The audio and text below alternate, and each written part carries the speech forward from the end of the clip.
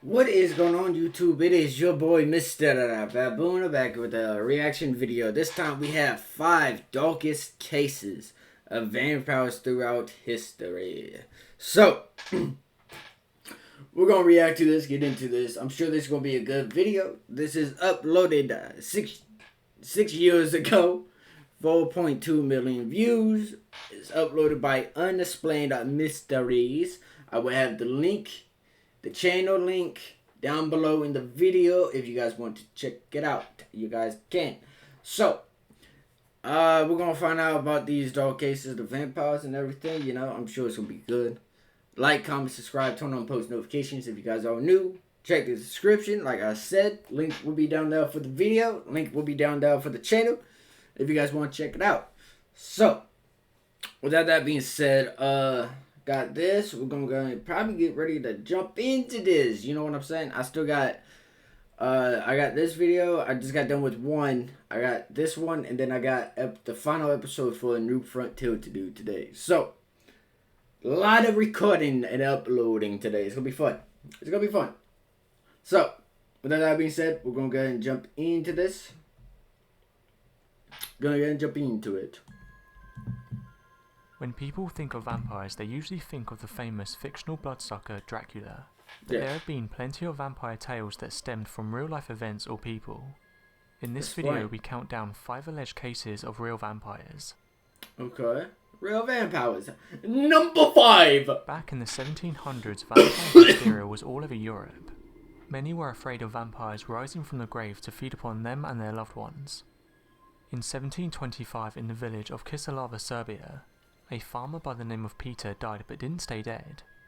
3 days after his death, Peter returned from the grave, appearing before his son and demanding food. His son fed him, but the next night when Peter returned asking for more, the son refused him, so Peter left. The next morning the son was found dead, and after a few days 9 more people from the village were found dead.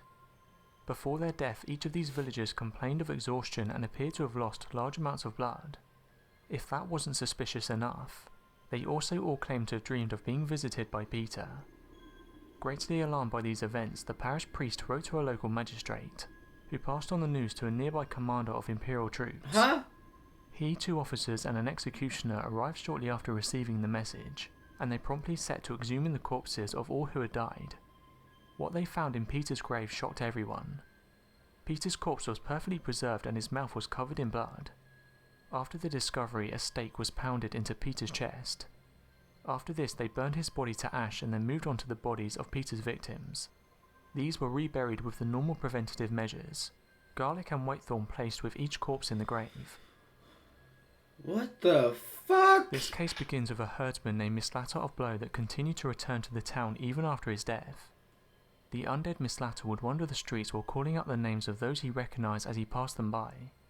Town officials felt it was needed to take out the threat, so the body of the Blow vampire was exhumed, and a stake was pounded into its heart. Unfortunately, that didn't do the trick, and the vampire returned in a horrifying state, frightening several villagers to death and then suffocating others. The vampire laughed at those that attacked him and even mocked them. Now absolutely desperate, the villagers gave the vampire's sleeping body to an executioner who pierced it with several whitethorn stakes. Once he was finished, he then burned it. While the flames consumed the vampire, suffering screams of the undead could be heard by all. In 1582, residents in the village of Silesia complained of visitations from a bad breath vampire named Canisius. Before joining the ranks of the undead, Johannes Canisius had been a respected citizen. In February 1582, Canisius was fatally injured after being kicked by one of his horses. Before expiring, Canisius lingered for several days, complaining of ghostly visions and feeling like he was on fire. According to one witness, at the time of his death, a black cat entered the room and jumped onto his bed. As befitted his civic status, Canisius was entombed near the altar of his local church, but within a few days several townspeople reported receiving visits from the dead man. All described a deathly stink and an exceedingly cold breath. This smell was believed to be intolerable. The people tolerated these nocturnal visits until late July, when they resolved to exhume Canisius' coffin and deal with his wandering corpse. They found that his skin was tender and florid. His joints were not stiff but limber and movable. When they opened a vein in his leg, the blood sprang out fresh as in the living. After a brief hearing, Canisius' body was thrown onto a bonfire and burned, then hacked to pieces and crushed to ashes. As might be expected, the spirit of Canisius ceased its nocturnal visits. The fuck? The Phantom of Groglin Grange is one of the best-known vampire stories in Britain. Legend tells that Groglin Grange was in the hands of the Fisher family for many centuries. In the early 19th century, the Fishers moved from the property into larger dwellings and put the property up to let. All during the cold long winter, the house was empty. As the winter passed into spring, the Grange was finally let to two brothers and a sister called the Craneswells. It seems that they enjoyed life to the full, and soon settled into village routine and socialised with the local people. They were well liked within the village and loved their new home very much. One summer's evening, Miss Craneswell looked out the window in the direction of the darkened churchyard at the bottom of their long lawn, and noticed something peculiar in the vicinity of the churchyard. What? It seemed that above the darker blackness of the gravestone she could see 2 points of lights moving. In time they moved from the graveyard over the shadows of the wall, moving closer onto the bottom of the lawn where they played around the churchyard wall. By this time Miss Craneswell's curiosity had given way to a deep feeling of unease. She closed the window tight, bolted the door and laid down in her bed to try and get some sleep. What the fuck? On the verge of sleep she was suddenly jolted awake by the low rustling from outside the window. Huh? She twisted in bed and sat upright. Outside the window were 2 points of light which she now recognised as the vampire's eyes. She tried to scream but terror froze the sound in her throat. He stepped to the bed and in one movement grabbed her hair and pulled her head back as if to deliver a kiss. The brothers sleeping in separate rooms were aroused by a loud high-pitched scream that seemed to shake the very walls of the Grange. In a moment they were before their sister's door. The door was locked, so they smashed through it, breaking into a devastating scene. There was a stench of mouldy decay in the air, and upon the bed lay their sister, blood pumping from gashes in her neck. One of the brothers rushed to the open window and just caught sight of a shadow flittering across the bottom of the lawn near the churchyard. They managed to stop the blood and revive Miss Craneswell. The next few hours were spent in an attempt to save her life. Miss Craneswell survived the BetMGM Casino. Wait, is he about to say she survived that? Is that what he's about to say? attack, and when she was strong enough to travel, they took her to Switzerland to recuperate in the fresh mountain She air. did. When the full story was in the open, the brothers swore revenge on the creature. So it came to be that the Craneswells returned to Croglin one dark winter's day. Miss Craneswell took her place in the room overlooking the churchyard, and as the moon rose, a pair of bright lights shone in the shadows of the churchyard. Once more, the figure of a man appeared at the window, and picked the glass to gain entry to the bedchamber. This time the two brothers were lying in wait in the shadows. As the figure came to step into the room, they both released shots at the creature. There was a low howl and the creature sped off in the direction from where it came. Not wishing to follow such a night creature into its domain, the two brothers waited for daybreak. First thing in the morning, they took Miss Craneswell to safety, and gathered all the residents of the Grange around them to carry out their gruesome task. The men searched the graveyard for any signs of disturbance. On finding none, they turned their attention to the church. All was quiet, but they noticed the door was slightly ajar. Pushing into the crypt, they was met with a horrific scene. All around the crypt were the scattered remains of broken coffins, and gnawed human bones. One coffin stood alone in the corner and seemed to have been left untouched by the chaos. The villagers wrenched off the coffin lid. Inside, wrapped in mouldy clothes, was what they assumed to be a vampire. Its eyes were cold and lifeless in the daylight, but a fresh pistol wound was gaping from one of the creature's legs. The villagers dragged the coffin and its demonic contents out into the churchyard and burned the lot to ashes. I just want to say real fast, really good video, really well done. By the way, another way you could tell, because if that was a dead body and it was stay dead, right, it would have never had the bullet wound in the leg, so therefore it had to be moving. Think about that. Think about it. Think about it. Vampires are real. Think about it.